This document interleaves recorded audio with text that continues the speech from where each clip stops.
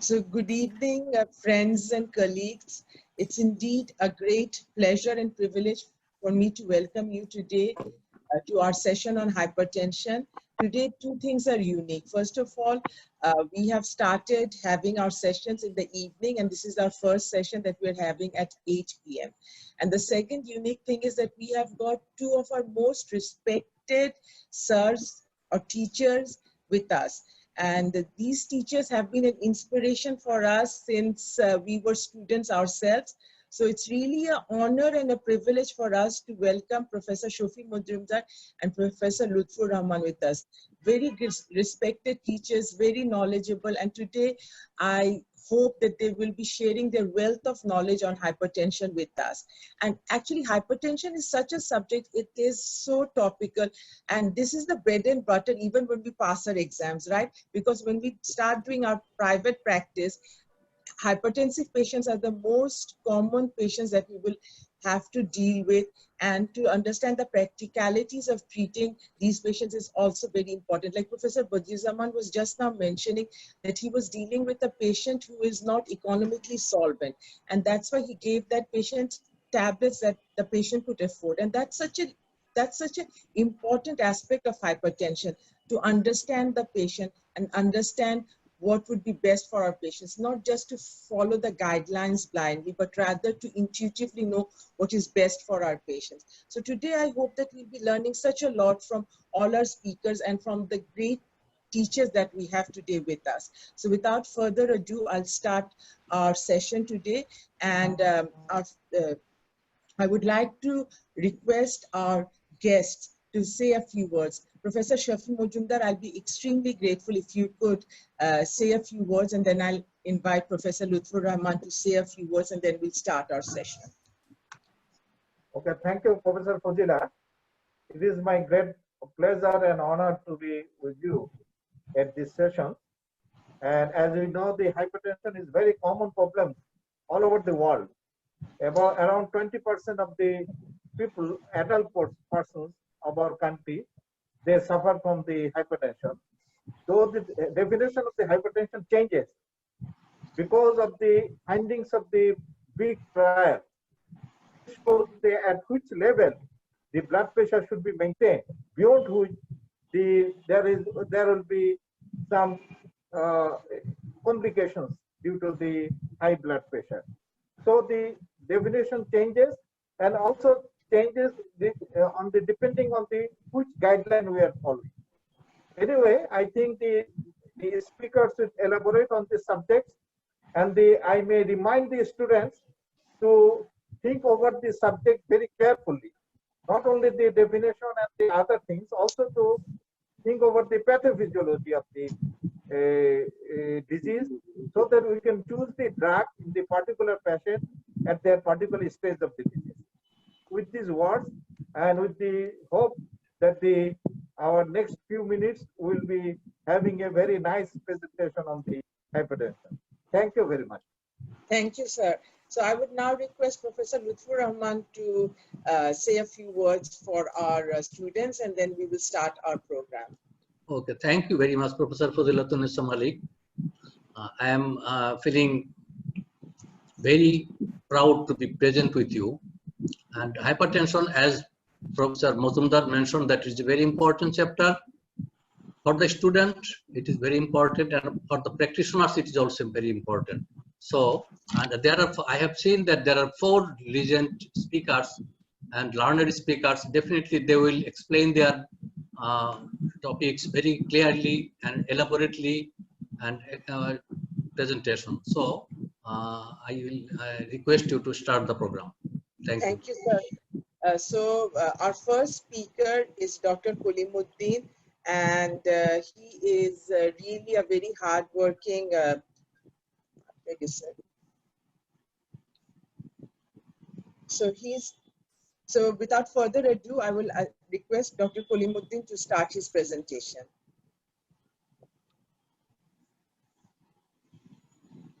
Thank you, Madam, for your kind introduction. Honorable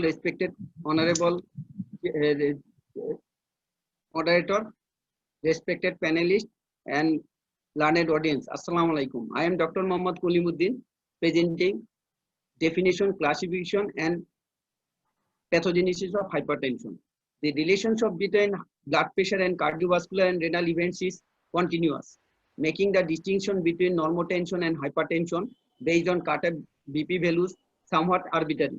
However, in practice, cutoff BP values are used for pragmatic reasons to simplify the diagnosis and decision about treatment. Hypertension is defined as at the level of blood pressure at which benefit of treatment either with lifestyle intervention or drugs unequivocally outweigh the risks of treatment as documented by clinical trial. This is based on evidence from multiple randomized control trials that treatment of patient with this BP value level is beneficial. Then hypertension is defined as office blood pressure value, office systolic blood pressure value equal or more than 140 millimeter mercury, and or diastolic blood pressure values equal or more than 90 millimeter mercury.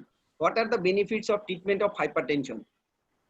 Meta-analysis of randomized control trials, including several 100,000 patients, have shown that a 10 millimeter reduction in systolic blood pressure or a 5 millimeter reduction in diastolic blood pressure is associated with significant reductions in all major cardiovascular events by 20%, all-cause mortality by 10 to 15%, stroke by 35%, coronary events by 20%, and heart failure by 40%. According to 2013 National Guideline for Management of Hypertension in Bangladesh, BP level is categorized into 6 levels: optimal, pre-hypertension, stage 1 hypertension, stage 2 hypertension, stage 3 hypertension, and isolated systolic hypertension, which is almost similar to 2018 ESC or European Society Hypertension Guideline. According to 2018 ESC and ESH guidelines, blood pressure is categorized into 7 levels based on the basis of office blood pressure: optimal, normal, high normal, grade 1 and 2 and 3 hypertension, and isolated systolic hypertension. Optimal hypertension is defined as systolic blood pressure less than 120 and diastolic less than 80. And normal blood pressure level is 120 by 120 to 129 systolic blood pressure, and or diastolic blood pressure 80 to 84 millimeter mercury. And high normal blood pressure level is 130 to 139 millimeter mercury, and or diastolic blood pressure 85 to 89 millimeter mercury. And grade 1 hypertension is defined as systolic blood pressure 140 to 159 millimeter mercury, and or diastolic blood pressure level 90 to 90 millimeter mercury. Grade 2 hypertension 160 to 179 systolic blood pressure, and diastolic blood pressure 100 to 109 millimeter mercury. Grade 3 hypertension equal or more than 180 millimeter mercury, and or diastolic blood pressure equal or more than 110 millimeter mercury. And they also classified isolated systolic hypertension as systolic blood pressure equal or more than 140 millimeter mercury, and diastolic blood pressure below 90 millimeter mercury. According to ESC AHA guideline, hypertension guideline, which is published in 2017, they categorize blood pressure level on the basis of office blood pressure into 4 levels: normal, elevated, stage 1 and stage 2 hypertension. Normal blood pressure level is less than 120 millimeter mercury systolic, and diastolic less than 80 millimeter mercury. And elevated blood pressure is 120 to 129 millimeter mercury systolic blood pressure, and diastolic less than 80 millimeter mercury. And stage 1 hypertension is 130 to 139 millimeter mercury, or diastolic 80 to 89 millimeter mercury. Either systolic or diastolic blood pressure level designated as hypertension. And stage 2 hypertension, 140 or more than 140 millimeter mercury systolic blood pressure, and diastolic blood pressure 90 or more than 90 millimeter mercury. There is change in blood pressure classification GNC 7 to GNC 7, and comparison of 2017 hypertension guideline with GNC 7. Elevated blood pressure and stage 1 was classified as pre-hypertension under GNC 7, and stage 2 was classified as stage 1 under GNC 7 classification. There is comparison of blood pressure categories according to the ESC 2018 guidelines and AHA guideline 2017. The major difference concerns the change in blood pressure classification, which affect the prevalence of hypertension in the population. Now, prevalence of hypertension in America is 46%, which was initially 32%. However, the number of persons to treat with an antihypertensive medication should increase by only 2 to 3%, because most patients should receive a non-pharmacological treatment. In the ACC-AHA classification, there is no stage 3 hypertension and the concept of isolated systolic hypertension. A larger use of cut off out of office blood pressure measurement to diagnose hypertension, as well as white coat and masked hypertension, and to monitor treatment. The greater credit given to non-pharmacological approaches, the lower blood pressure level to start treating hypertension with drugs in cardiovascular risk. The lower BP goals for treated hypertensive patient, now it is 130 to 130 by 80 in ACC, according to ACC-AHA guideline. Now, definition of hypertension out of office blood pressure level according to 2018 ESC guideline: ambulatory blood pressure level if daytime equal or more than 130 millimeter mercury systolic and or diastolic 85 or more than 85, it is considered as hypertension. And nighttime blood pressure systolic equal or more than 120 and or diastolic 70 or more than 70 is considered as hypertension. And 24 hours average blood pressure level if more than or equal to 130 millimeter mercury on and or 80 or more than 80 millimeter mercury is considered a hypertension. And according to home blood pressure monitoring, if blood pressure systolic is more than 135 or more than 135 and or diastolic 85 or more than 85 is considered as hypertension.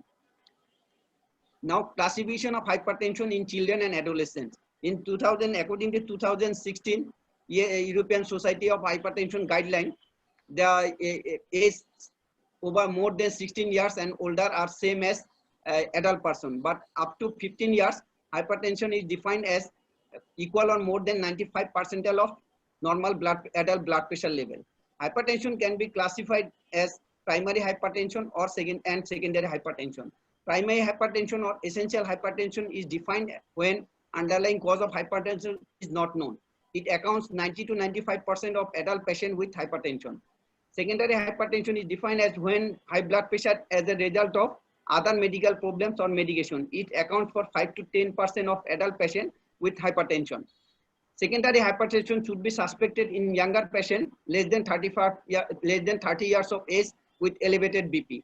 Commonest causes are renal parenchymal disease, renovascular disease, primary aldosteronism, obstructive sleep apnea, drug or alcohol induced 2 to 4%, pheochromocytoma, Cushing syndrome, hypothyroidism or hyperthyroidism, coarctation of aorta, primary hyperparathyroidism, and congenital adrenal hyperplasia and acromegaly. There are frequently used medication and other substances that may cause elevated blood pressure: amphetamines, antidepressants, atypical antipsychotics like clozapine, olanzapine, caffeine, nasal decongestants, pseudoephedrine, herbal supplements, immunosuppressants like cyclosporine, oral contraceptives, non-steroidal anti-inflammatory drugs, recreational drugs, systemic corticosteroid, and angiogenesis inhibitors. There are several modified and fixed risk factors for development of hypertension. Modifiable risk factors are diet in high sodium and low potassium, alcohol, smoking, diabetes, high cholesterol, overweight, physical inactivity, unhealthy diet. And relative fixed risk factors are obstructive sleep apnea, male sex, low socioeconomic status, increased age, family history of hypertension, chronic kidney disease, low birth weight, premature birth, and psychosocial stress. Now, prevalence of hypertension. The overall prevalence of hypertension in adults is around 30 to 45%, with a global age standardized prevalence of 24% and 20% in men and women respectively in 2025. The high prevalence of hypertension is consistent across the world, irrespective of economic status. In lower, middle, and higher income countries, hypertension becomes progressively more common with advancing age, with a prevalence of more than 60% in people aged over 60%. Prevalence of hypertension in Bangladesh. Probably the prevalence of hypertension was first reported in 1976 by National Professor Brigadier Abdul Malik, which was 1.1%. In 2012, published in Indian Heart Journal by Monwarul Islam and Safi Mojumdar sir, and they showed in Bangladesh approximately 20% of adult and 40 to 65% of elderly people suffer from hypertension. And recently in 2020, published in Clinical Hypertension Journal by Choudhury et al., that evidence from a systemic review and meta-analysis showed the range of hypertension prevalences is from 1.1% to 70%, and the overall weighted pool prevalence of hypertension is 20%. So in Bangladesh, average prevalence of hypertension is 20%. Prevalence was observed higher in females in urban areas and in the people aged 60 and above 60 years age group. Overall, an increasing trend of hypertension was also observed. Pathogenesis of hypertension. The pathogenesis of hypertension is multifactorial and complex. Multiple factors modulate the blood pressure, including humoral mediators, vascular reactivity, circulating blood volume, vascular caliber, blood viscosity, cardiac output, blood vessel elasticity, and neural stimulation. A possible pathogenesis of essential hypertension has been proposed in with multiple factors, including genetic predisposition, excess dietary salt intake, and adrenergic tone may interact to produce hypertension. Although genetics appears to contribute, the exact mechanism underlying essential hypertension have not been established. Neural mechanism in pathogenesis of hypertension. Overactivity of the sympathetic nervous system may play a greater role in the initiation of primary hypertension than its progression. Central sympathetic activation can result from deactivation of inhibitory neural inputs, activation of excitatory neural inputs, or from circulating angiotensin II, which activates pools of excitatory brainstem neurons without the blood-brain barrier. Renal mechanism in hypertension. A fundamental abnormality in hypertension is an acquired or inherited defect in the kidneys' ability to excrete the excessive sodium load imposed by a modern diet high in salt. Renal sodium retention expands the plasma volume, increasing cardiac output and triggering autoregulatory response that increase systemic vascular resistance.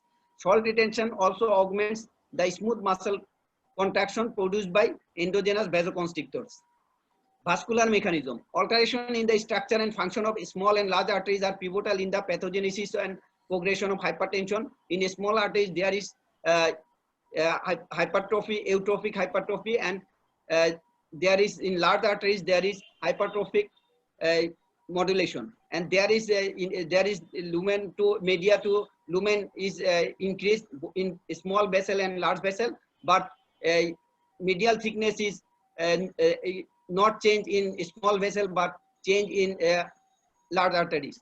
The endothelial lining of blood vessel is critical to vascular health and constitutes a major defense against hypertension. Dysfunctional endothelium displays impaired release of endothelium relaxing factors like nitric oxide and enhanced release of endothelium derived constricting, pro-inflammatory, pro-thrombotic, and growth factors. Hormonal mechanism. Activation of the renin-angiotensin-aldosterone system is one of the most important mechanisms contributing to endothelial cell dysfunction, vascular remodeling, and hypertension. Renin, a protease produced solely by the renal juxtamolecular cells, cleaves angiotensin to angiotensin 1, which is converted to angiotensin 2 by angiotensin converting enzyme. The interaction of angiotensin 2 with G protein coupled angiotensin 1 receptors activates numerous cellular processes that contribute to hypertension and accelerated hypertension end organ damage, including vasoconstriction, vascular inflammation, vascular remodeling, and production of aldosterone, the principal mineralocorticosteroid. Aldosterone, angiotensin 2, and prorenin activates multiple signaling pathways that cause damage, vascular health, and cause hypertension. Thank you for patient hearing.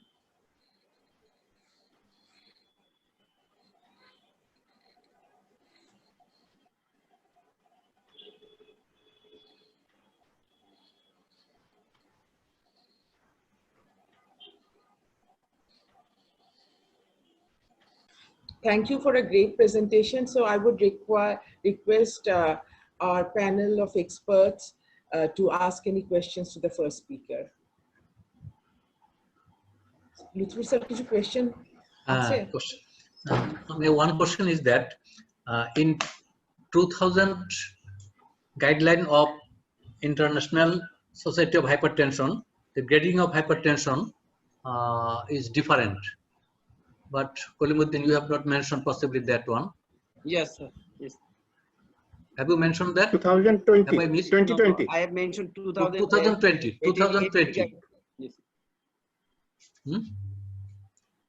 Possibly this Yes, is the latest. 2020 there is a new guideline. Latest classification of the here there is normal blood pressure, high normal blood pressure, grade 1 hypertension and grade 2 hypertension. These are the four types of hypertension. These are the latest, that is 2020 classification made by International Society of Hypertension. Possibly it is, we have missed it. Yes, there, actually it's correct. There is another guideline that was recently announced by International Society of Hypertension. Actually, they have tried to manage between the AHA and SPC guideline and implement a practical approach. That was a separate.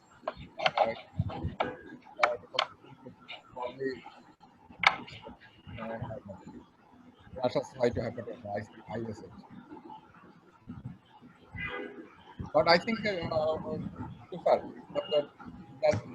there's not much difference between the classification of International Society of Hypertension and American Society of American Organization. There is very mild, very subtle difference between the classification between the two groups. So we will go to detailed discussion at the end of the session. I think we can move to our next speaker now. And our next speaker is Dr. Dhiman Bonik.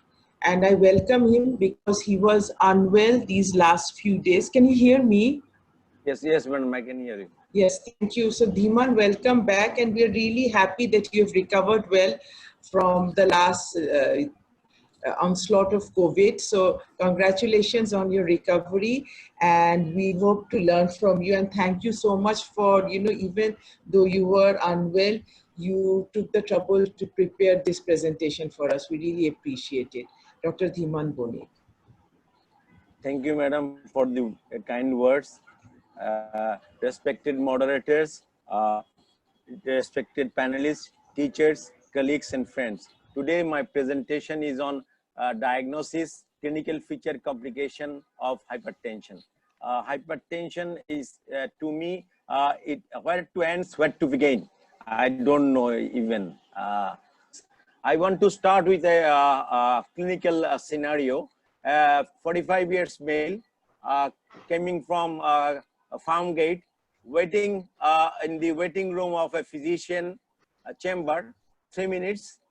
And then he was called to attend the physician for consultation. And the blood pressure measured is 160 by 100. And next, the consultant reviewing the patient regarding his hypertension, but the patient is saying that he has no hypertension. He measured his blood pressure almost regularly, and his blood pressure is always normal. Then what is the next or what will be the scenario, next scenario of this this presentation, this clinical condition? With this, I want to start. Dr. Kolim has stated that the office blood pressure is the blood pressure.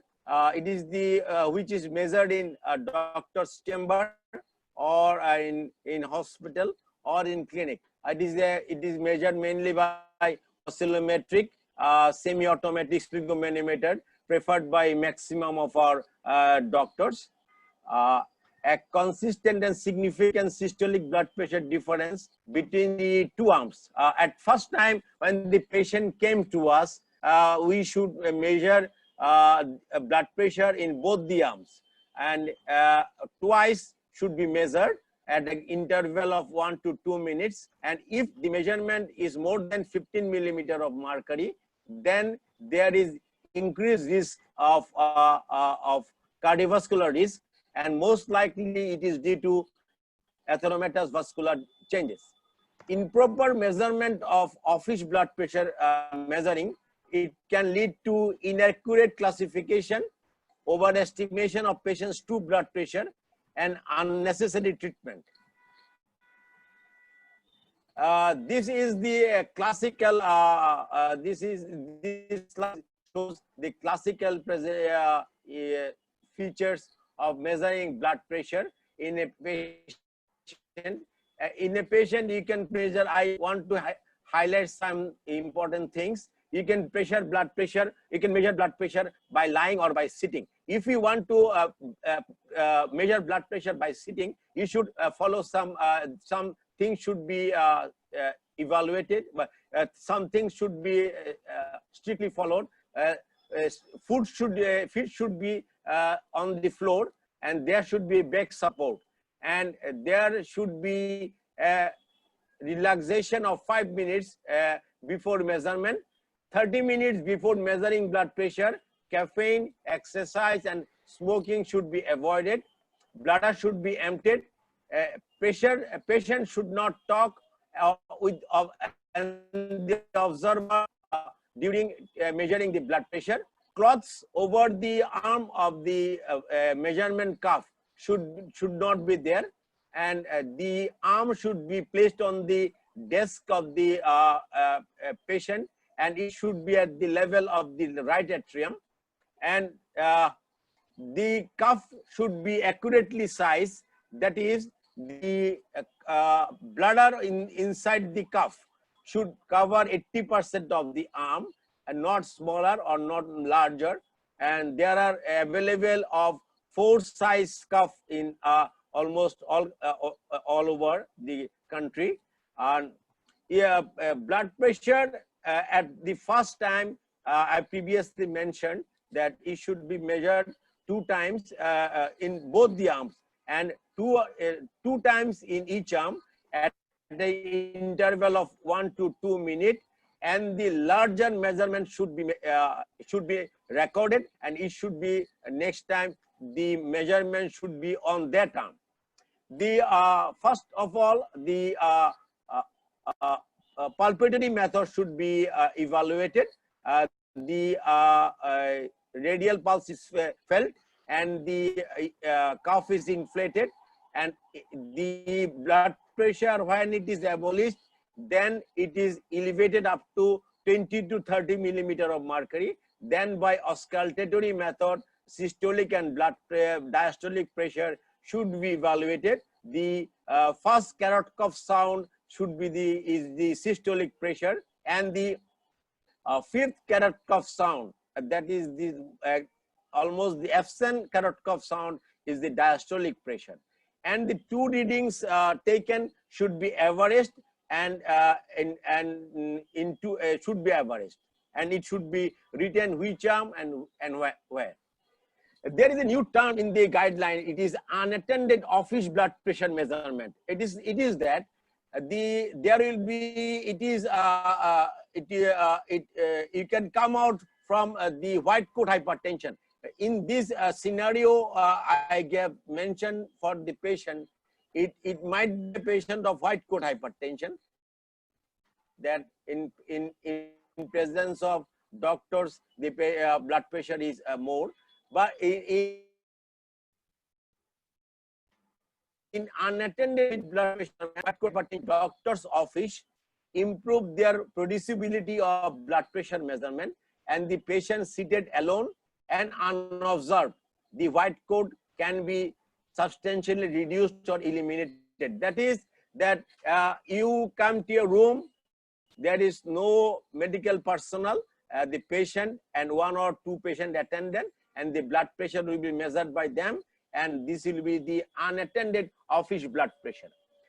Use of unattended office blood pressure measurement in a recent clinical trial, the SPRINT trial, generated controversy about its quantitative relationship to conventional office blood pressure measurement. Its feasibility in routine clinical practice has also been questioned.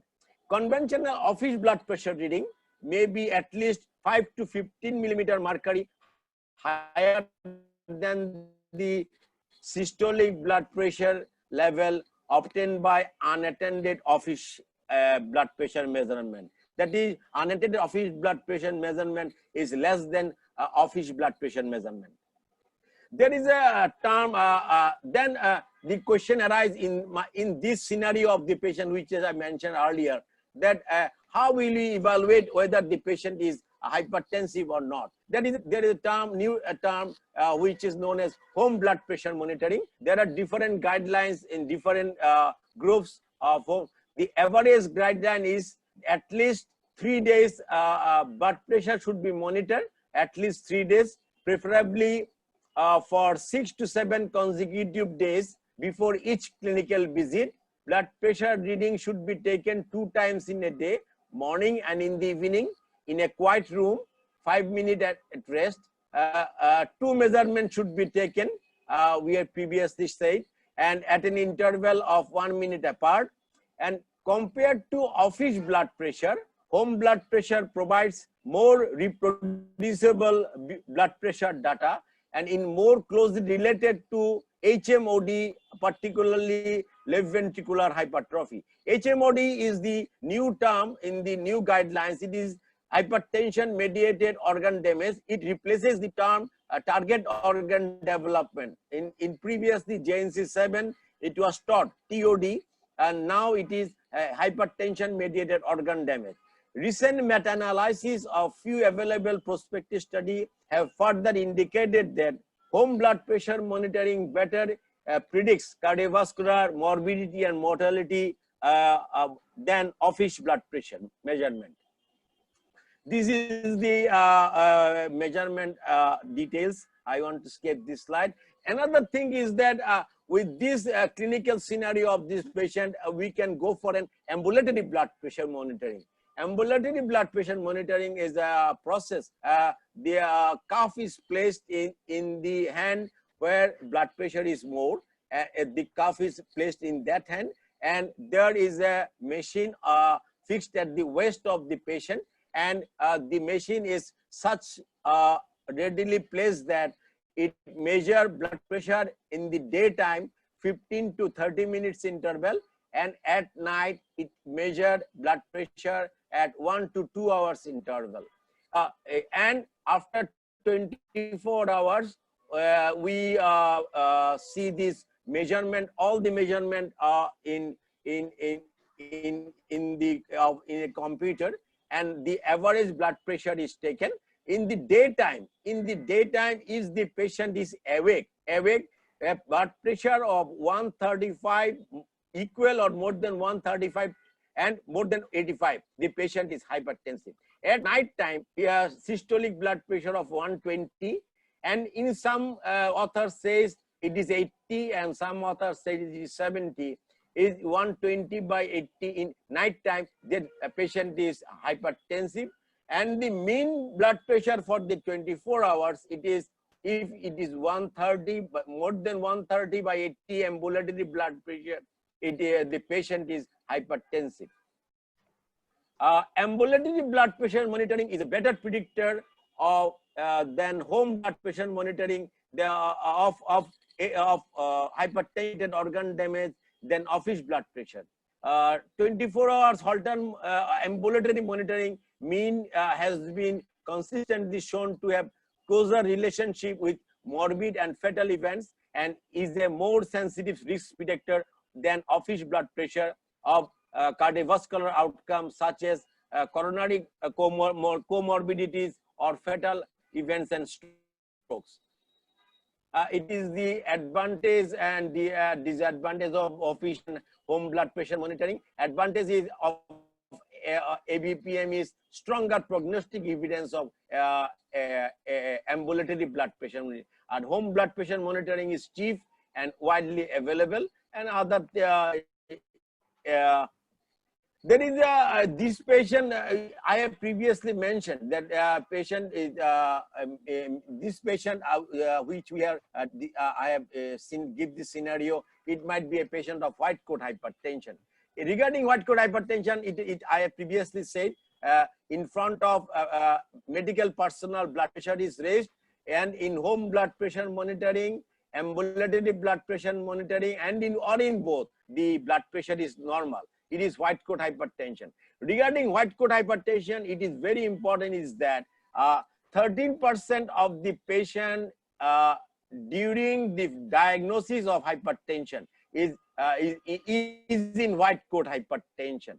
But when the patient is on treatment, that is, your patient is on treatment and he came to you for follow-up, and you find that the pressure is more, but the patient is said that his blood pressure is normal. When he measured the blood pressure in his home, in his follow-up to other person or in family members, that is about 32%. That is that the patient is taking drugs, but his blood pressure is not controlled. And the on treatment white coat hypertension is about 32%. It ranges from 25 to 46% among hypertensive subjects, and it is proved in different randomized trials. There is a term which is known as masked hypertension. Masked hypertension is just the blood pressure is normal when it comes to a medical personnel, and it is elevated in ambulatory or home blood pressure measurement. It is about 15% of the patient. Prevalence is more in male patient, young female, smokers, less physical activity, alcohol consumption, anxiety, job stress, obesity, diabetes, chronic kidney disease, family history of hypertension, and marked hypertension is associated with dyslipidemia and dysglycemia and others hypertension mediated organ damage. This is the screening detection of a patient with hypertension. If blood pressure is at that is 120/80, follow-up should be at it may be followed for 5 years interval. A normal normal blood pressure of 120/29, 80 to 85. It may be followed up with 3 years, and high normal blood pressure at least 1 year follow-up. That is, it is pre-hypertension 130/40 and 85 to 90. And if the patient is hypertensive, then repeat visit for control of blood pressure should be done. And this is the clinical indication of home blood pressure monitoring or ambulatory blood pressure monitoring. Important is condition in which white coat hypertension is more common, as previously mentioned. Condition in where masked hypertension is common. Postural or postprandial hypotension in untreated or treated patient. Patient is saying that after taking meal, his blood pressure is reduced. He have sweating and his blood pressure is reduced. Then you can evaluate the patient with an home or ambulatory blood pressure monitoring. Evaluation of a resistant hypertension, it can evaluate by ambulatory or home, and evaluation of blood pressure control in treated high risk patient. When there is considerable variability in office blood pressure monitoring, ambulatory or home blood pressure monitoring can be done. This is important of assessment of a nocturnal blood pressure values and dipping status. That is, there is a suspicion that at night the blood pressure falls during sleep, in sleep apnea, in CKD patient, diabetes, endocrine hypertension, and autonomic dysfunction. This condition, in this such condition, this it can be evaluated with ambulatory or home blood pressure monitoring. With this, the terms, how to confirm the diagnosis of hypertension. The number one is very important. BP can be highly variable. The diagnosis of hypertension should not be based on a single set of blood pressure reading. In a single office set, in two condition, in a single setting, blood pressure should be said this patient is hypertensive. It is if the blood pressure is in grade 3 hypertension. That is, grade 3 hypertension is that in ESC guideline, it is systolic blood pressure equal or more than 180 and diastolic blood pressure equal or more than 110. And there is clinical evidence of HMOD, that is hypertension mediated organ damage, that is hypertensive retinopathy, exudate hemorrhage, there is LVH in ECG, and vascular and renal damage. For all others, repeat blood pressure measurement at repeat office visits have been a long-standing strategy to confirm a persistent elevation of blood pressure. For the classification of hypertensive status of the patient and in clinical practice and different randomized trial. A grade 2 hypertension patient, that is a blood pressure of 160 to 180, 179 systolic and 100 to 109 diastolic, requires a fewer visit and with a shorter interval, and the stage 1 depends upon more guideline. This guideline also supports the use of out of office blood pressure measurement, that is home blood pressure monitoring and ambulatory blood pressure monitoring, as an alternate strategy to repeat office blood pressure measurement to confirm the diagnosis of hypertension. That if there is any controversy, then ambulatory or office blood pressure or home blood pressure monitoring should be done. There is a special condition I mentioned, blood pressure during exercise and high altitude. It is important to recognize that blood pressure increases during dynamic and during dynamic exercise, and that increases more pronounced systolic and blood pressure both.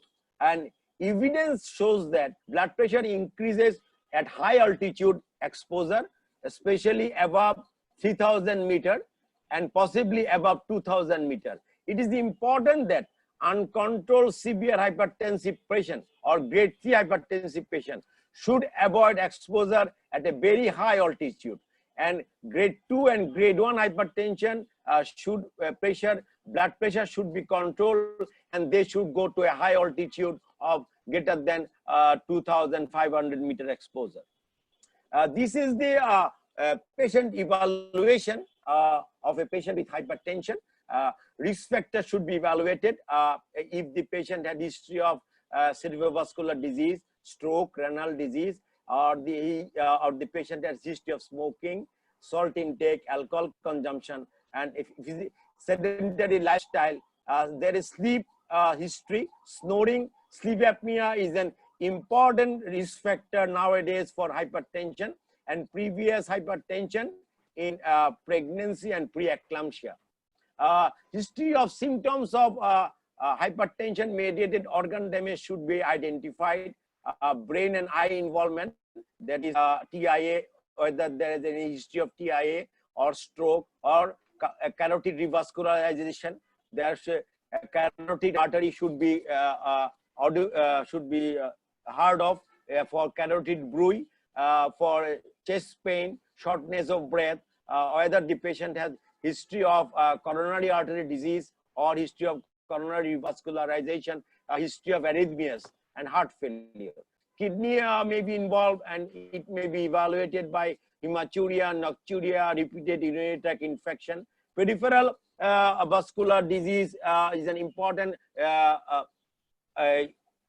features of hypertension mediated organ damage. Cold extremity, intermittent claudication may be present, and family history of polycystic kidney disease should be evaluated. This is I have already mentioned this one. Symptoms of hypertension is variable. In most of the books or guidelines, it is written that hypertension may not produce any symptoms. Headache, hypertension may produce headache, and it may produce confusion or fatigue, which may be due to hypertensive encephalopathy. Vision problem due to retinopathy, Hypertension is an important risk factor for coronary artery disease, which may produce chest pain. Hypertension is an important cause of LVF. Hypertension causes left atrial enlargement, give rise to atrial fibrillation and other ectopics. Hypertension may produce blood in urine. The common symptoms of pounding of chest and neck and ears may be found in patients with hypertension, that is warming of the neck, chest and ears is an important symptoms of hypertension. These are the key steps of physical examination. I have already measured. I have already said some words about this. So these are the important, some important physical sign for hypertension. Next is the when we should screen for secondary hypertension. We should think of secondary hypertension. We should think of secondary hypertension when there is drug resistance, abrupt onset of hypertension. There was no hypertension, suddenly blood pressure developed. Onset of hypertension less than 30 years. In many books, it is now 25 years. Exaggerated or previously controlled hypertension now become uncontrolled. There is target organ damage or hypertension mediated organ damage or unprovoked or excessive hypokalemia. These are the routine investigation. You all know this. This is a common slide. You should do an CBC, do an blood glucose level, glycosylated or glycosylated hemoglobin, fasting blood sugar, fasting lipid profile, sodium and potassium, important risk factor for hypertension, uric acid level, EGFR should be maintained, liver function test, and then 12-week ECC, and then urine analysis. This should become almost in the beginning. This should be done. From this urine analysis, we may get very much information about the microscopic status, about the renal involvement, about diabetes.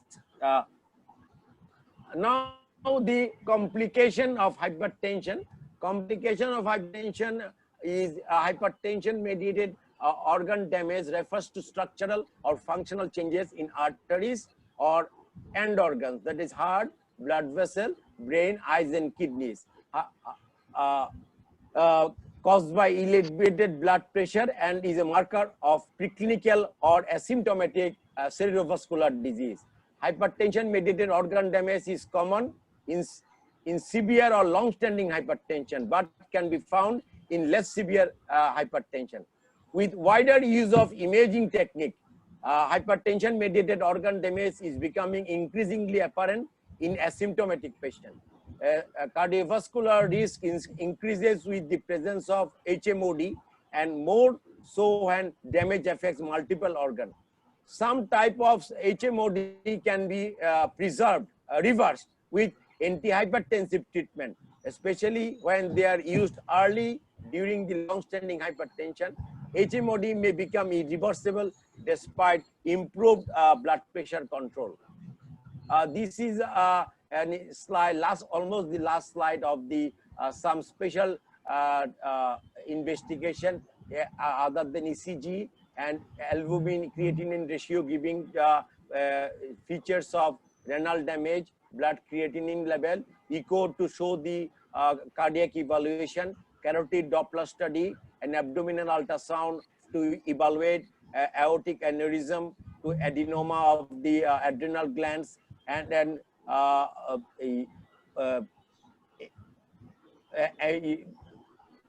ankle brachial ratio to see the lower limb extremity feature, cognitive sign of doing an MRI, and brain imaging can be done.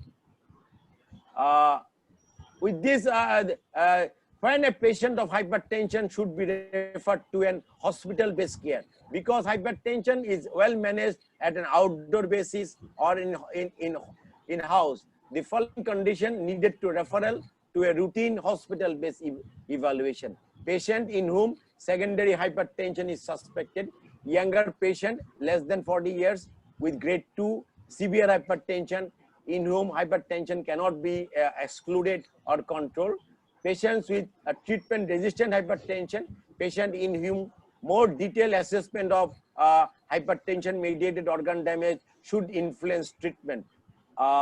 Patient with sudden onset of hypertension when blood pressure has previously been normal. With this, I conclude. Thank you all for patient hearing. Thank you, Dhiman, for a very elaborate and detailed discussion of hypertension. Actually, hypertension is such a subject that the more we go into it, the more questions we want to find answers to. So thank you for that. And actually, we are running a bit late tonight, but the evening is growing. So I would first request our experts, if they have any questions or queries or comments, to make them. So do we have Professor Shafi Majumdar with us? Maybe because he's got another session, I think, so maybe he's already left. If not, I would be very grateful if Professor Lutfur Rahman would be kind enough to make any comments here, or what would be an important point for our students to remember from this discussion. Thank you, Professor Professor. Lutfur Rahman. Thank you, Professor Fazilatunisa Malik. Dr. Dhiman, you have mentioned all the corner of the hypertension related to diagnosis, clinical feature and complications. Very nice lecture, elaborate lecture. So I give you thanks. But one thing, what is hypertensive emergency and urgency? In the examination, usually it is invariably asked to the students about hypertensive crisis. That is hypertension, urgency and emergency. What is the difference, and what are the treatment difference? Students are invariably asked in this. I think, sir, the next speakers will be dealing with these one by one. So Okay, we have, okay. There is a special circumstance. yes. So, Okay, thank you. yes. So, Okay, Dr. thank you. Ashok Datta Nice will be presentation. Both of them presented their lecture very nicely, elaborately. Thank you, sir. Excellent So presentation. now we will move on to our third speaker, who will be talking about management. And our last speaker is Dr. Ishrakuzaman, who will be talking about special situations. And I believe that he will be covering hypertensive emergencies and other aspects of hypertension. Other aspects. Okay, okay. Yes, Thank you. Thank you. So now Dr. Ashok Datta will be telling us how to manage our patients. Dr. Ashok Datta. Yes. Thank you, ma'am. Respected teachers, my dear colleague, and all the participants, good evening. My topic is management of hypertension. Actually, the diagnosis of hypertension is the toughest thing that many times we face. Management is relatively easier, and treatment of hypertension includes lifestyle modification, drug treatment, and newer approach of treatment of hypertension is percutaneous intervention on is renal denervation, carotid baroreceptor activation therapy. These two are especially important for resistant cases of hypertension. Like Dhimanda, I want to start with a very short story that I presented about 8 years back. 60 years old man from Maulavi Bajar, 2 sons staying in UK, admitted in specialized corporate hospital with stroke right-sided hemoptysis. His son demanded for best possible treatment and best medication, and he was treated accordingly with best medication as per guideline as well, but all are costly. That time Lescol was available, Covaram also available, clopidogrel, insulin, Jardiance, that time it was available also. And monthly cost was about 10,000 taka per month. And the other patient with similar history was getting aspirin, atorvastatin, enalapril. Sometimes it was a very popular, till now it is a very good drug, metformin, gliclazide. And he's taking medication regularly with cost around 500 per month. And for last 10 years, he was doing well. But first man who came from Maulavi Bajar, they presented in our ER with acute STEMI, LVF, because he stopped medication, not because of monetary problem, because of unavailability of the drug in that area. That time it was actually national, some hotel was like this. So The important thing is cost, availability of the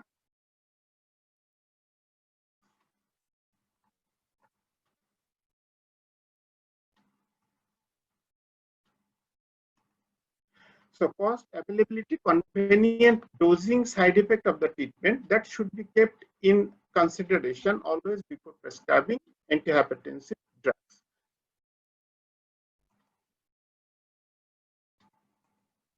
So this is the flowchart for initiation of treatment of hypertension. Ideally, single pill should be started, and if to reduce the side effects, sometimes dual low dose combination should be started. Usually, ACE inhibitor and calcium channel blocker. ACE inhibitor is a good drug, especially for younger group, is less than 60, and calcium channel blocker in elderly people. In stage 2, dual full dose combination of higher dose of, means optimal dose of ACE inhibitor and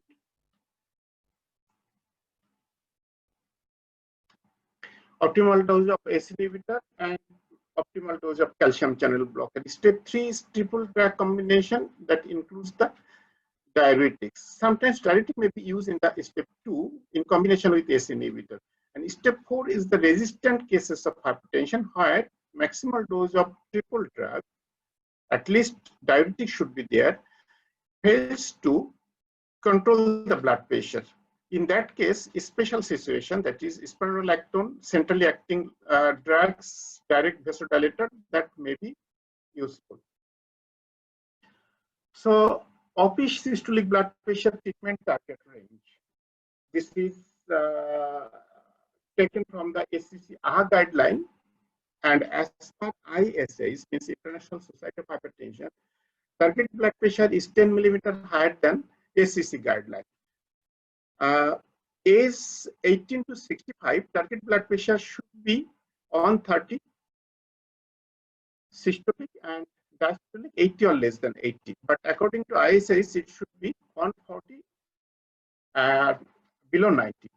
And age more than 65, blood pressure control a bit, especially systolic blood pressure control, may be a bit relaxed. And for diastolic blood pressure, it should be less than 80 millimeter and should never be below 70 millimeters. Sometimes in elderly people, systolic blood pressure is very high, diastolic is 70, 65 like this. In that case, it is difficult to control the systolic blood pressure without reducing the diastolic blood pressure, because lower diastolic blood pressure less than 70 increase the cardiovascular risk. And first is the lifestyle modification for the management of hypertension. Weight reduction is very much important aspect, especially to maintain the normal body weight with BMI below 25. It reduces the blood pressure about 5 to 20 millimeter mercury. Then dash diet. Sometimes it is asked in the exam, what is dash diet? Dash means dietary approach to stop hypertension. So consumption of diet rich in fruits, vegetables, low fat dairy product with reduced content of saturated and total fat. That can reduce the blood pressure around 10 millimeter. Dietary sodium restriction to 6 gram of sodium chloride, that is equivalent to 2.4 gram of sodium, that can reduce around 5 millimeter blood pressure. Physical activity definitively that can reduce the blood pressure, and moderation of alcohol consumption. Next, drug that used commonly, A, B, C, D, and E. A is the ACE inhibitor and ARB, and there is some direct renin inhibitor like aliskiren. B is the beta blocker. Now it is the second choice, but not the first choice of drug, except in special circumstances. Calcium channel blocker, diuretics, and etc. Etc. includes alpha blocker, prazosin, trazodone, and doxazose. Drugs prazosin are now used especially in case of CKD cases where the hypertension is resistant. This is a good option, but postural hypertension is very common, especially with first or second dose. Centrally acting drug like clonidine, nowadays it is available in the name of categories. It's useful in case of panic disorder, postmenopausal syndrome, anxiety, and methyldopa, that is very common drug, especially used in pregnancy. And direct vasodilator like hydralazine minoxidil, this is hydralazine useful in IV preparation for control of hypertensive emergency. Now ACE inhibitor, all the ACE inhibitor ends with pril. Side effect of ACE inhibitor and mechanism of ACE inhibitor, how it acts, every student should know. Common side effect is the dry cough that may be up to 30%, but less than 10% may need discontinuation of ACE therapy. Sometimes dry cough may appear after several months or years with other aggravating factors that may produce cough. Angioedema is other side effect. Postural hypertension, once we are very much afraid to give the ACE inhibitor. After hospitalization, we use it.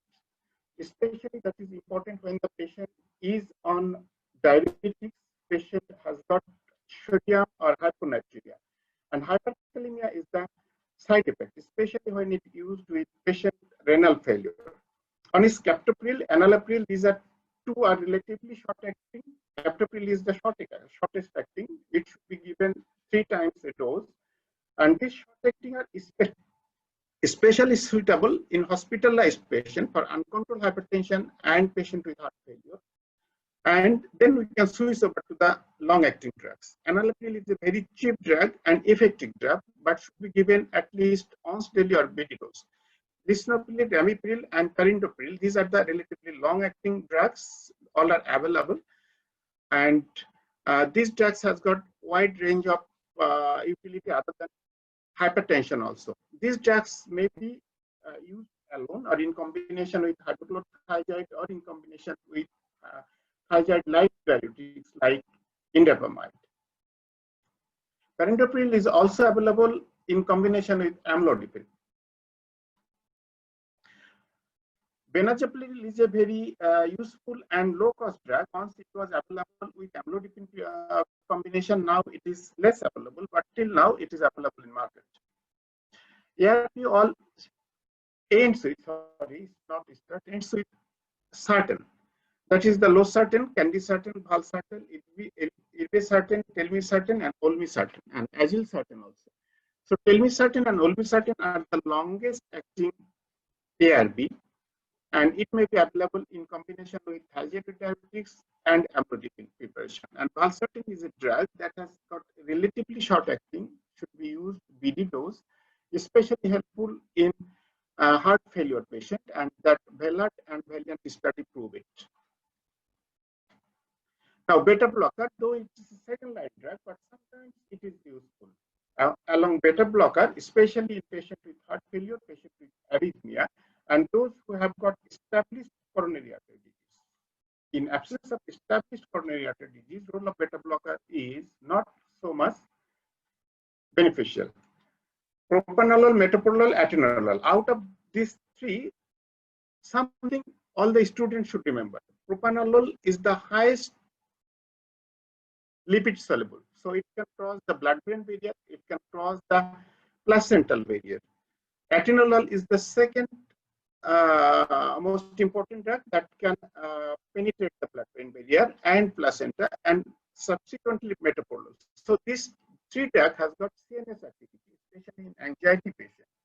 And these three drugs should not be used, better to avoid in case of, should not be used in pregnancy, but metoprolol sometimes it is advocated as it is less, crosses less through the placenta.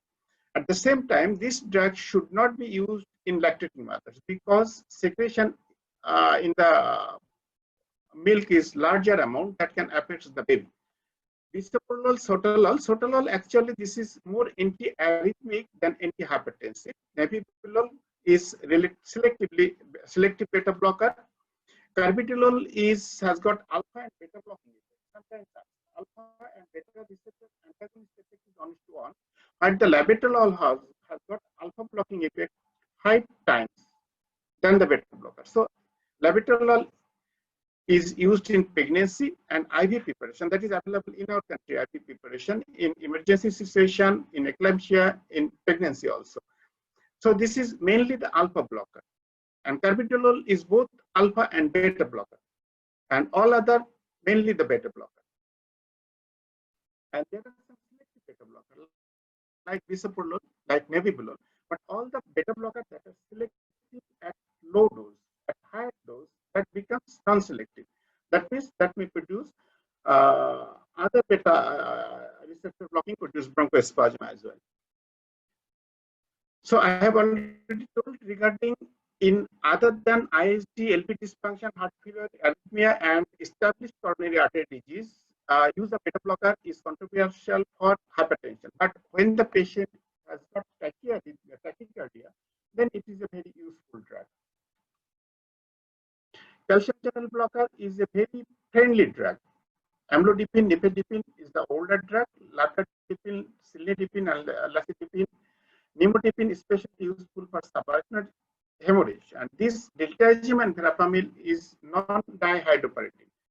Among this non-dihydropyridine, diltiazem is mainly anti-ischemic effect than antihypertensive effect, and verapamil has got more antiarrhythmic than antihypertensive effect. This is a very friendly drug, metabolically neutral, that does not produce electrolyte imbalance, can be used diabetes without any fear of diabetic deterioration. CKD patient, this is also friendly, and it reduces the cerebrovascular mortality. Non-dihydropyridine, diltiazem and verapamil is contraindicated in patient with heart failure and bradycardia. But amlodipine and other hydropyridine groups may be used if the blood pressure cannot be controlled with ACE inhibitor, diuretics, and ejection fraction is more than 40%. Ankle edema, sometimes this is asked in the exam, why ankle edema happens, because calcium channel blocker is the vasodilator, mainly the arterial dilator. And if arterioles are dilated, venous system is not dilated, then all the blood will be accumulated in the arterioles and capillary, and that will not go back to the right atrium through the venous system, as the venous system is not dilated in conjunction with the arterial system. But so why dependent on leg edema happens in case of calcium channel blocker, but it is less common with this three group of drugs: cilnidipine, lasitipine, and laterdipine. But in ACE inhibitor ARB, why they are also the vasodilator, but ankle edema, that sometimes called amloedema, does not happen because that produces the arterial dilatation as well as venous dilatation. Gum hyperplasia happens with any one of these drugs. Sometimes palpitation because of tachycardia, flashing, and headache may be the side effect of amlodipine and nifedipine. So diuretics. Diuretics in the newer guideline, thiazide type of diuretics, including chlorothiazide, hydrochlorothiazide, and vendofluothiazide is mentioned as an indication, but in the older guideline, only thiazide-like diuretics was included, not the thiazide diuretics. But this is for the long time, this is used as an antihypertensive drug in combination with ACE inhibitor and others. And thiazide-like diuretics is more preferable, but cost is an issue, like chlorthalidone, indapamide, and metolazine. Potassium-sparing diuretics sometimes useful in resistant hypertension. Other two drugs, amyloid and trimipramine. What Bodhujaman sir was telling, these are very potent drugs. Both amyloid means amyloid plus hydrochlorothiazide, and trimipramine with hydrochlorothiazide. Very cheap drug, but it is less available. Very cheap, but less available. But the side effect is hypokalemia is less likely because there is potassium sparing as well as thiazide. But hyponatremia may happen with this drug. And other side effect is new onset of diabetes. This happens with this thiazide group of diuretics.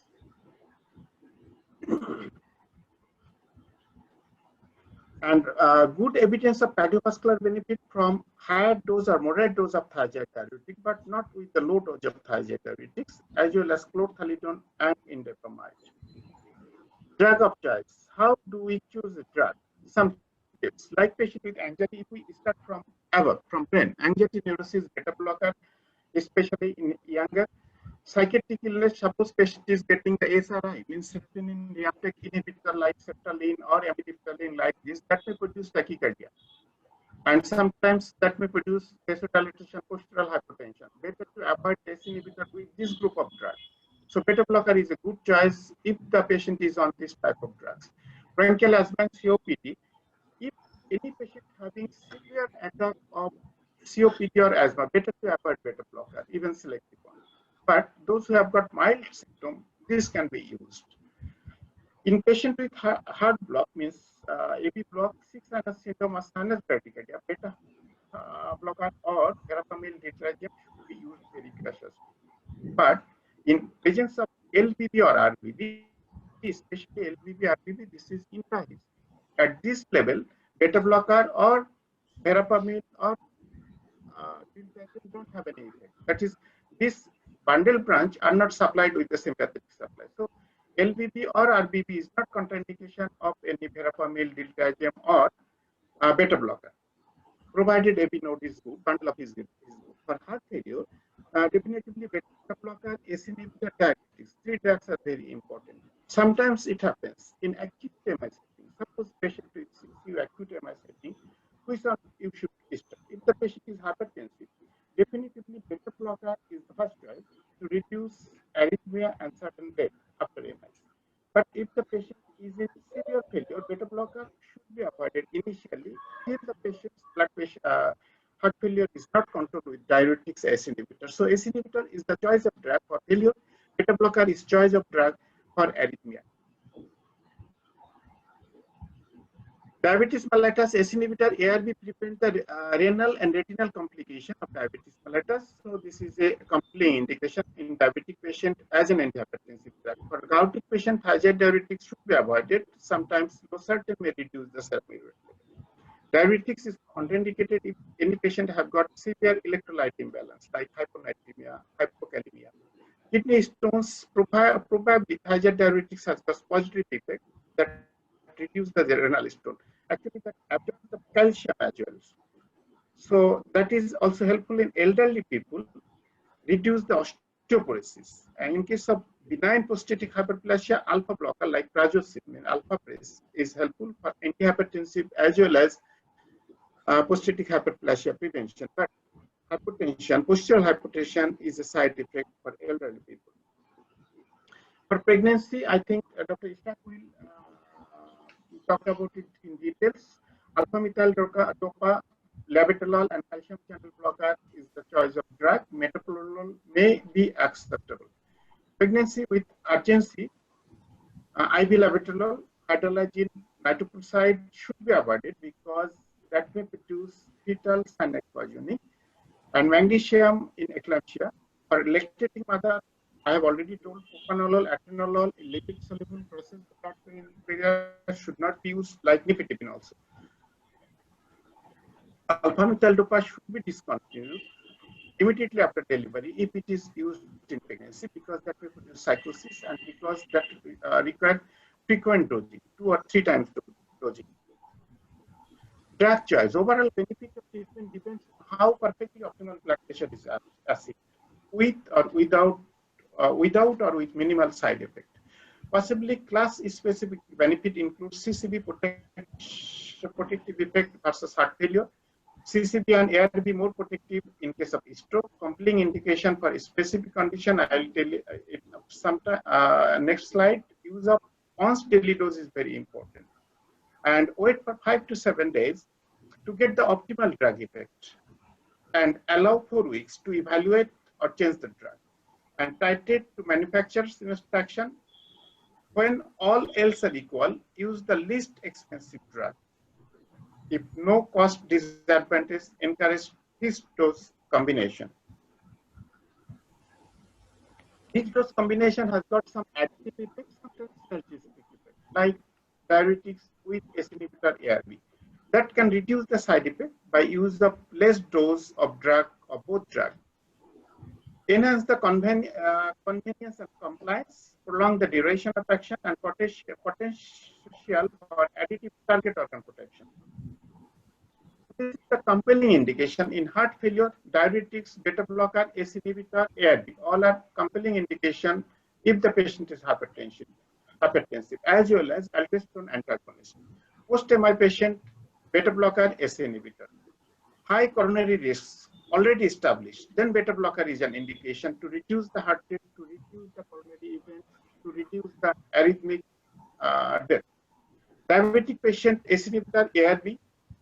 Kidney disease patient, control of blood pressure is effective. For kidney disease, if the patient has proteinuria, then ACE inhibitor, ARB is a good choice of drug, and target should be 140/90 or below.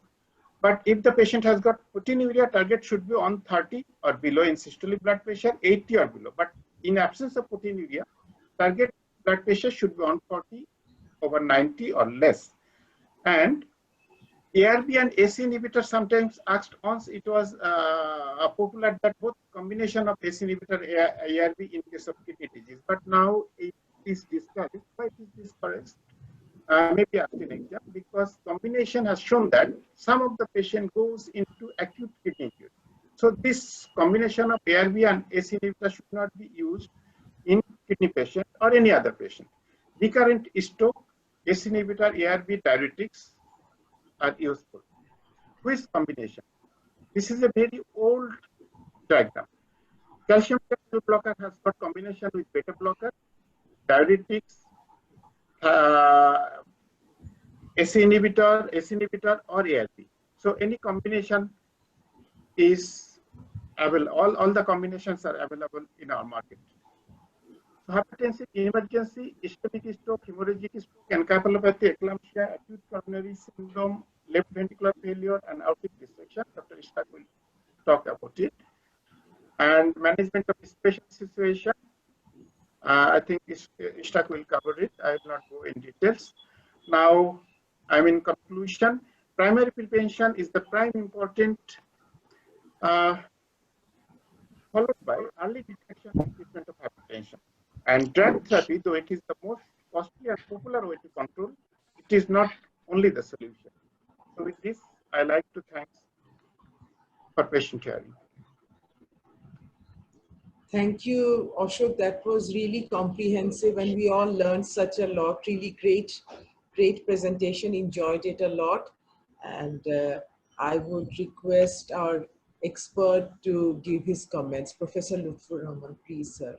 Lutfur, sir. Nice presentation, Ashok Datta. You have presented very nicely, elaborately. So we can go to the next speaker, I think. Okay. Right, sir. So our last speaker is Dr. Ishaq, and he has a difficult task because he will be talking about different special situations in hypertension, and there are so many special situations and emergencies. So without further ado, Dr. Ishaq.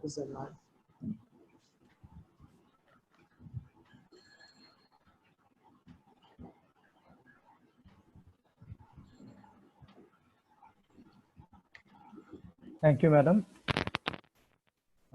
Respected moderator, expert panelists, teachers, colleagues, and attendees, Assalamu alaikum. So I'm Dr. Ishaq going to present topic on hypertension in special situation. Most often we find patients with uncontrolled elevated blood pressures in outpatient department or emergency department. Then the question arises whether to admit this patient or whether to start IV antihypertensive drug or just discharge the patient with oral antihypertensive. So presence of acute hypertension mediated organ dysfunction, which was covered by Dr. Dhiman Bonik. So presence of this acute HMOD actually determine whether we should admit the patient or not.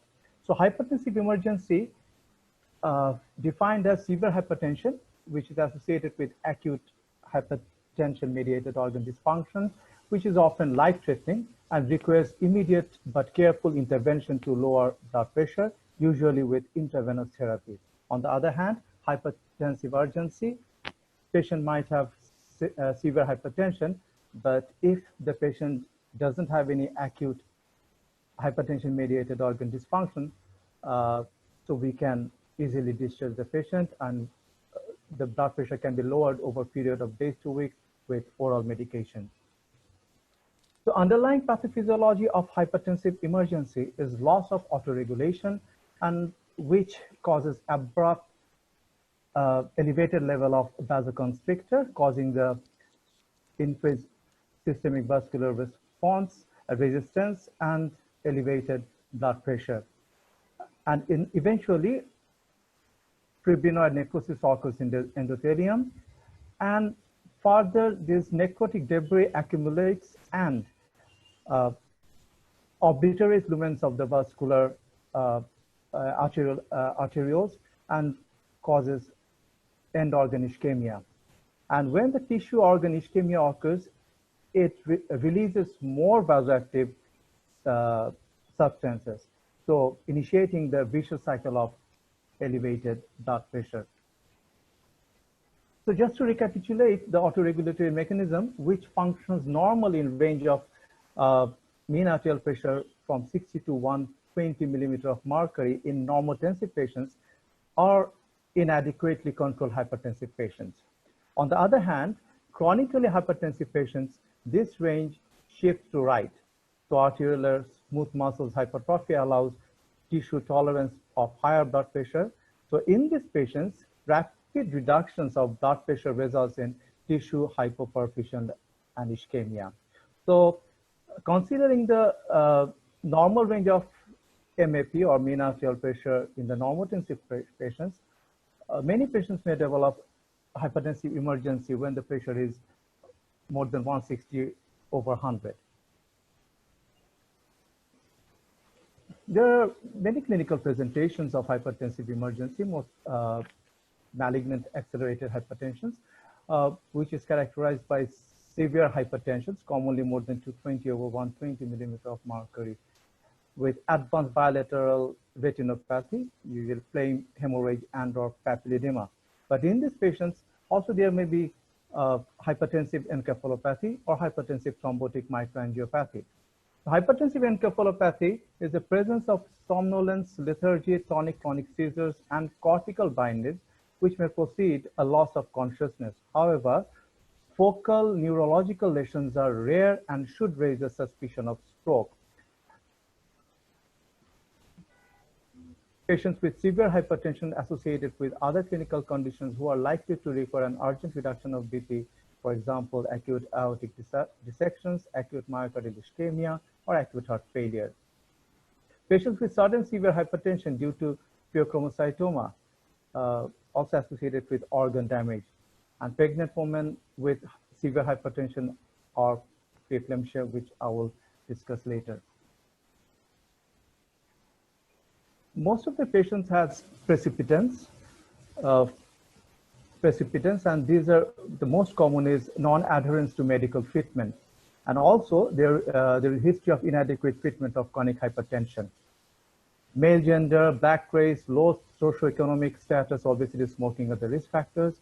And these patients also have, might have these pre-existing conditions like renal parenchymal disease, renal artery stenosis, collagen vascular disease, and scleroderma, pheochromocytoma, vasculitis, preeclampsia, obstructive sleep apnea. In the history, we can also find that some medications and illicit drugs like NSAIDs, oral contraceptive pills, ephedrine, cyclosporine, cocaine, and amphetamines. So for the diagnostic evaluation, the meticulous history and targeted physical examination is required, and the bedside fundoscopic examination will give us a findings of exudate, flame shape, hemorrhage, and papilledema in the fundus. And urine analysis will give us a proteinuria, hematuria, and CAF, which indicates a kidney involvement. And other investigations should be done to exclude the other secondary cause of hypertension and also the target organ damage. So all the patients with hypertensive emergency should be admitted in ICU, and the presence of acute or rapidly progressive end organ damage is actually determines whether the situation is an emergency or an urgency. So patients with hypertensive urgency can be treated with oral medication and at home.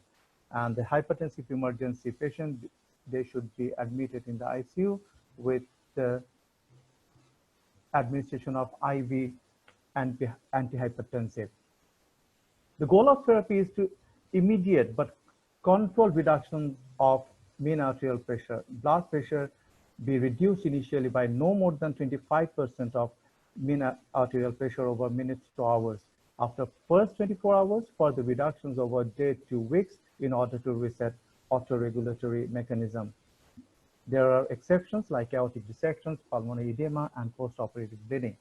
So here are some examples, some clinical situations where immediate blood pressure reduction is required. So in case of malignant hypertension with or without acute renal failure, reductions of the mean arterial pressure by 20 to 25% over several hours. The first line treatment is labetalol and nicardipine, and the alternative treatment is nitroprusside and urapidil. In case of hypertensive encephalopathy, they immediately reduce mean arterial pressure by 20 to 25%. The labetalol or nicardipine is a drug of choice, and nitroprusside is alternative. In acute coronary event, systolic blood pressure should be immediately reduced to less than 140 millimeter of mercury. Here is the drug of choice is nitroglycerin. Labetalol can also be used, and urapidil is the alternative choice. In acute cardiogenic pulmonary edema, with the help of nitroprusside or nitroglycerin and fluid diuretics, the immediate reductions of systolic blood pressure to less than 140 millimeter of mercury is required. And urapidil can also be used. In acute aortic dissections, not only systolic blood pressure, but heart rate should also be lowered to less than 60 beats per minute, and systolic blood pressure to less than 120 millimeter of mercury. Esmolol and the nitroprusside or nitroglycerin or nicardipine can be used here, and the labetalol or metoprolol is alternative. In eclampsia and severe preeclampsia, the immediately reduction of systolic blood pressure to less than 160 and diastolic blood pressure to less than 105, the labetalol or nicardipine and magnesium sulfate usually used, and delivery is considered the curative approach. So there are lots of antihypertensive IV drugs, but in our country, we actually use nitroglycerin, nitroprusside, labetalol, metoprolol, phentylamine, hydralazine. So if to see this algorithm, as I have already discussed, that when a patient comes to us with elevated blood pressure like more than 180 over 120 millimeter of mercury, we need to find whether the patient has target organ damage or not. If the patient has target organ damage, this patient definitely needs to be admitted with the diagnosis of hypertensive emergency, and he should be admitted to ICU. And the conditions like aortic dissections, severe preeclampsia or eclampsia, pheochromocytoma crisis should be excluded. And if these conditions are present, then the systolic blood pressure should be reduced to less than 140 millimeter of mercury during first hour, and then to less than 120 millimeter of mercury in aortic dissections. If these conditions are not there, then the blood pressure reductions by maximum 25% over first hour, and then to 160 by 100 to 110 millimeter of mercury over next 2 to 6 hours, then to normal over next 24 to 48 hours.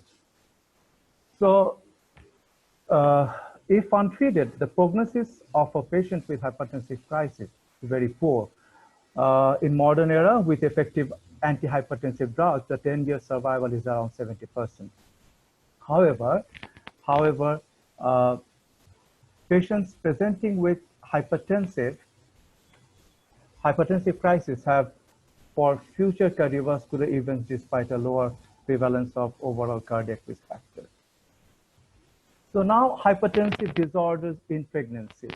Hypertensive disorders in pregnancy affect 5 to 10% of pregnancy worldwide, and it's a remain a major cause of maternal, fetal, and neonatal morbidity and mortality.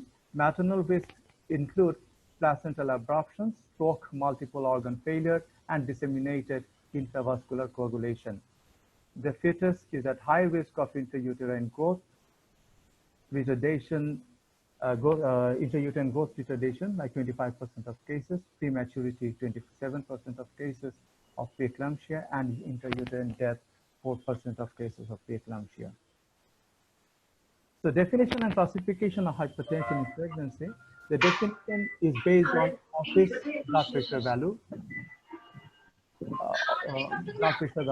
with systolic blood pressure value more than 140 millimeter of mercury, and diastolic blood pressure 90 or more millimeter of mercury, and it's classified as mild and severe. In case of mild, it is 140 to 159 over 90 to 109 millimeter of mercury, and severe is 160 or more over 110 or more millimeter of mercury. Hypertension in pregnancy is not a single entity, but comprises pre-existing hypertension or chronic hypertension, gestational hypertension, pre-existing hypertension plus superimposed gestational hypertension with proteinuria, preeclampsia, eclampsia spectrum, HELLP syndrome, antenatally unclassifiable hypertension. So pre-existing hypertension precedes pregnancy or develops before 20 weeks of gestation, and usually persists for more than 6 weeks postpartum and may be associated with proteinuria. Gestational hypertension develops after 20 weeks of gestation and usually resolves within 6 weeks postpartum.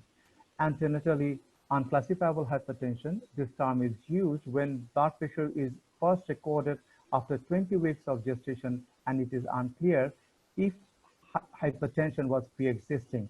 Reassessment 6 weeks postpartum will help distinguish pre-existing from gestational hypertension. Preeclampsia and eclampsia spectrum. Gestational hypertension with significant proteinuria is preeclampsia, and it occurs more frequently during the first pregnancy, in multiple pregnancy, in hydatidity form more, in antiphospholipid syndrome, or with pre-existing hypertension, renal disease, or diabetes. It is often associated with fetal growth restriction due to placental insufficiency and is a common cause of prematurity. Eclampsia is the development of craniomeniscus in women with preeclampsia. As proteinuria may be a late manifestation of preeclampsia, it should be suspected when de novo hypertension is accompanied by a headache, visual disturbances, abdominal pain, or abnormal laboratory tests, specifically low platelets and/or abnormal liver function, thus HELLP syndrome. The only cure for preeclampsia is to conduct delivery. So investigations that should be done in pregnant hypertensive women are urine analysis. So all pregnant women should be assessed for proteinuria in early pregnancy to detect pre-existing renal disease, and in the second half of pregnancy to screen for preeclampsia. A district test of 1 or more plus should prompt evaluation of albumin creatine ratio in a single spot urine sample, and a value of less than 30 milligrams per millimole can reliably rule out proteinuria in pregnancy. Among the others investigations, blood count, hematocrit, liver enzyme, serum creatinine, and serum uric should be done. It should be noted here, hyperuricemia identifies women are at increased risk of adverse maternal and fetal outcomes. Other investigations like ultrasound investigations of the kidneys and adrenals should be done. Plasma urinary fractionated metanephrosis will exclude pheochromocytoma. Doppler ultrasound of uterine arteries performed after 20 weeks of gestation to detect those at higher risk of gestational hypertension, preeclampsia, and intrauterine growth retardation. A soluble FMS like tyrosine kinase 1 to placental growth factor ratio of less than 38 can be used to exclude the development of preeclampsia in the next week when suspected clinically. These are the women who needs actual prevention of preeclampsia. The high risk of preeclampsia are hypertensive disease during a previous pregnancy, chronic kidney disease, autoimmune disease such as systemic lupus erythematosus, or antiphospholipid syndrome, type 1 or type 2 diabetes, chronic hypertension. And the moderate risk factors of preeclampsia are first pregnancy, age 40 or more years, and pregnancy interval of more than 10 years, BMI of more than 35 kilograms per meter square at first visit, family history of preeclampsia, and multiple pregnancies. These women should be advised to take 100 to 150 milligram of aspirin daily from weeks 12 to 36. So treatment. So mild hypertension of pregnancy, in case of mild hypertension of pregnancy, the European guidelines have recommended initiating drug treatment in all women with persistent elevation of blood pressure more than 150/95 millimeter of mercury. In women with gestational hypertension, with or without proteinuria, pre-existing hypertension with the superimposition of gestational hypertension, or hypertension with subclinical hypertension-mediated organ dysfunction when blood pressure is more than 140/90 millimeter of mercury. Considering the drugs, ACE inhibitors, ARB, and direct renin inhibitors are contraindicated. Methyl dopalabetalol and CCBs are the drugs of choice. Already Dr. Ashok Kumar already discussed about it, but just to mention that diuretic therapy is generally avoided because plasma volume is reduced in women who develop preeclampsia, and beta blockers may induce fetal bradycardia. The target of blood pressure is less than 140/90. In case of severe hypertension, all the women with systolic blood pressure 170 or more or diastolic blood pressure 110 or more should be admitted in hospital. The selection of the antihypertensive drug and its route of administration depend on the expected time of delivery. Pharmacological treatment with IV labetalol, oral methyl-dopa, or calcium channel blockers should be initiated. Intravenous hydrolyzin is no longer the drug of choice. In hypertensive crisis, like in patients with eclampsia or severe preeclampsia with or without HELLP syndrome, hospitalization and BP-lowering therapy is essential, and delivery needs to be considered after the maternal condition has stabilized. Intravenous magnesium sulfate is recommended for the prevention of seizures and eclampsia, and the consensus is to lower blood pressure to less than 160/105 millimeter to prevent acute hypertensive complication in the mother. Both labetalol and nicardipine have shown to be safe. The drug of choice when preeclampsia is associated with pulmonary edema is nitroglycerin. In postpartum women who has blood pressure, it's common in the first week, and methyl dopamine should be avoided because of the risk of postpartum depression and psychosis. And all antihypertensive drugs taken by nursing mother are excreted into breast milk. So most are present at very low concentration except for propranolol and nifedipine. So with breast milk concentration similar to those in maternal plasma. So this drug should be avoided.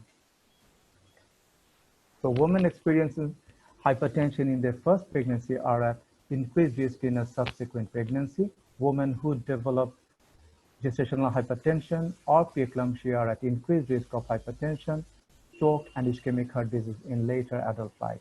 Annual visits to a primary care physician to check blood pressure and metabolic factors are recommended for these patients.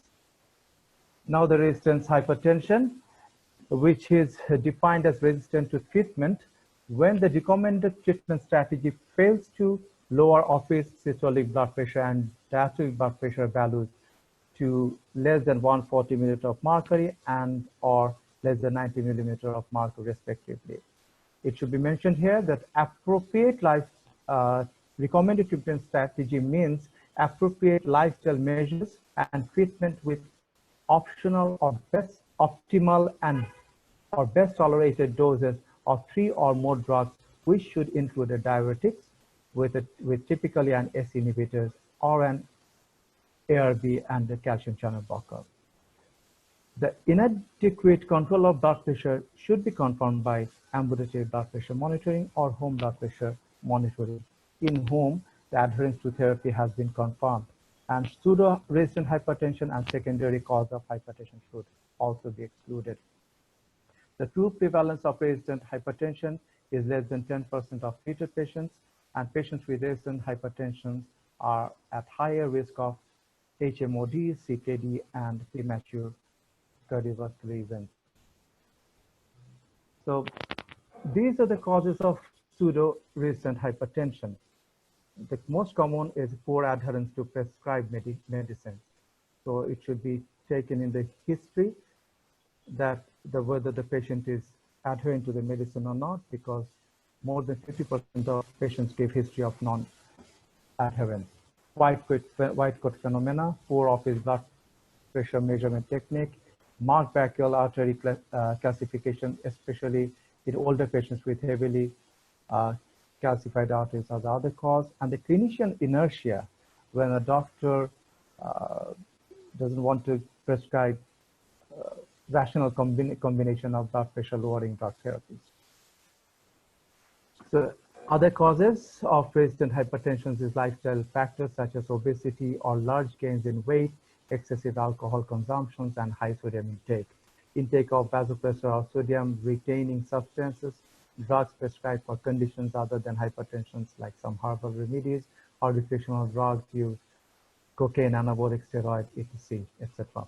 So obstructive sleep apnea is another cause of resistant hypertension, undetected secondary forms of hypertension, advanced hypertension-mediated organ damage, and particularly chronic kidney disease or large artery stiffening are the other cause of resistant hypertension.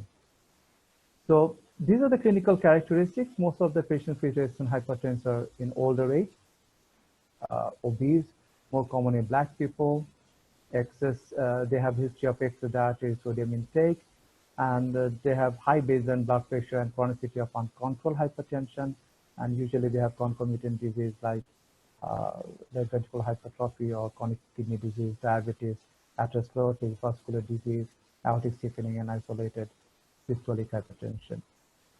So diagnostic approach to resistant hypertension is first to take the proper history, including lifestyle characteristics, alcohol and dietary sodium intake, interfering drugs or substances, and sleep history, the nature and dosing of the antihypertensive treatment, and confirmation of the adherence to blood pressure lowering therapy. Physical examination should be targeted to focus the determining the presence of hypertension-mediated organ damage and signs of secondary hypertension. And all the laboratory investigations also is to be done to detect the HMOD and the secondary cause of secondary hypertension. So treatment of resistant hypertension, first we need to reinforce of lifestyle measures and discontinuation of interfering substances, and then the sequential addition of antihypertensive drugs to the initial triple therapy. So ultimately, replacing all current drugs by a simpler treatment regimen using single pill combination treatment is recommended to reduce pill burden and improve adherence to treatment. The addition of low dose spironolactone to existing treatment can be done, or the addition of further diuretic therapy if intolerant to spironolactone with either eplerenone or amiloride, or a higher dose of thiazide or thiazide-like diuretics, or a loop diuretic can also be added, or the addition of bisoprolol or doxazosine. Renal denervation accounted baroreceptor pacing interrupt the sympathetic nerve activity. However, there is not sufficient evidence to recommend the use of this device in managing the resistant hypertension. When a patient comes to us with a elevated blood pressure and the neurologic symptoms, then we have a dilemma whether the patient's got hypertensive encephalopathy or the stroke.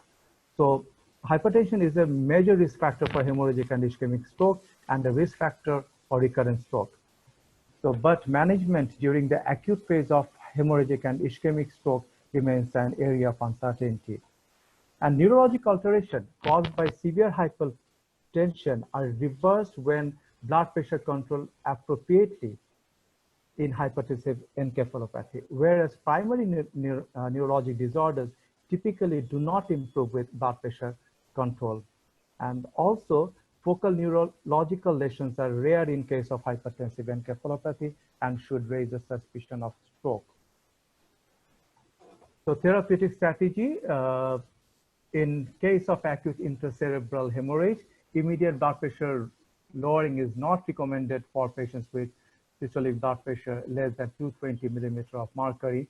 And in patients with systolic blood pressure 220 or more millimeter of mercury, careful acute blood pressure lowering with IV therapy to less than 180 millimeter of mercury should be considered, which is class 2A recommendation.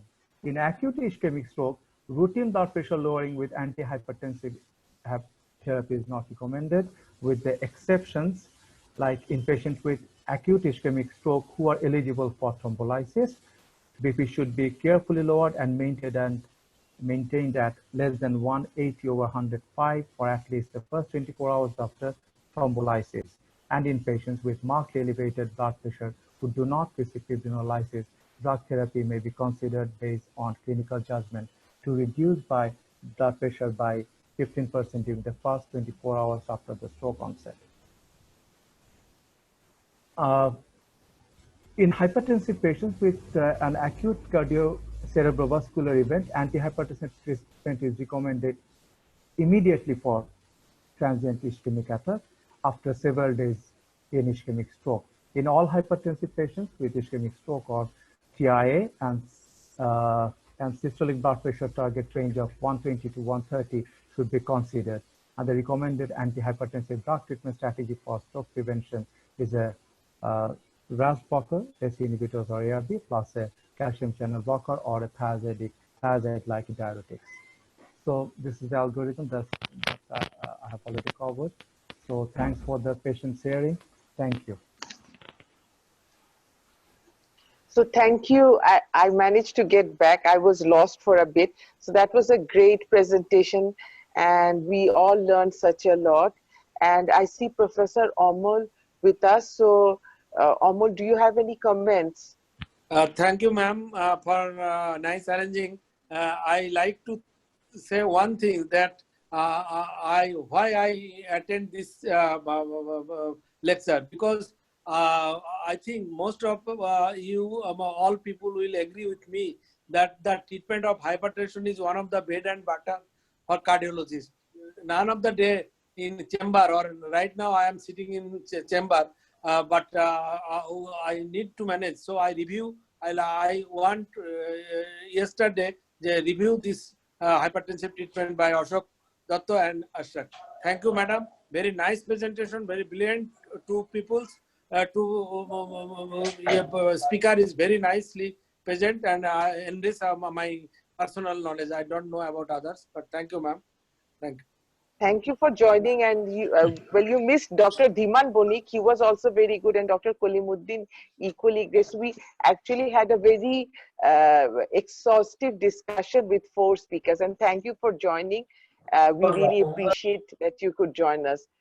So we all learned a lot, and I'm sure you also benefited from their lectures. Thank you, Amol.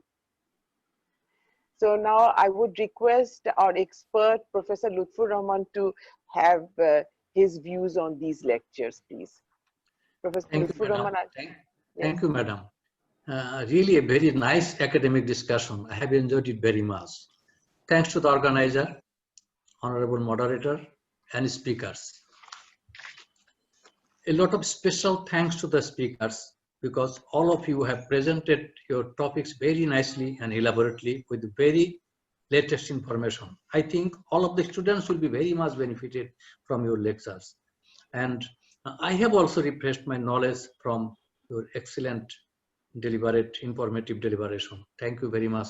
Thank you. Thank you, sir. And I would request Professor Bodiuzaman to make any final concluding comments. Professor Bodiuzaman.